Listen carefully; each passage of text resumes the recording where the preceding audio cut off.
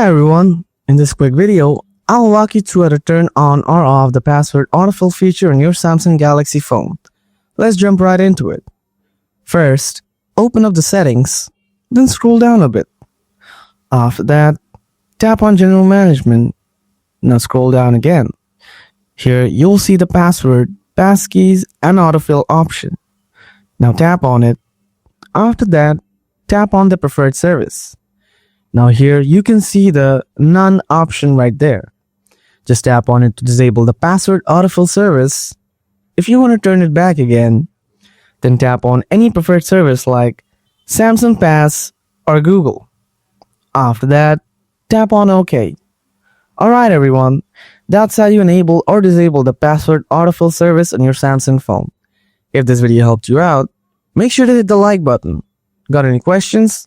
Drop them in the comments below. I'll be happy to help. Thanks so much for watching.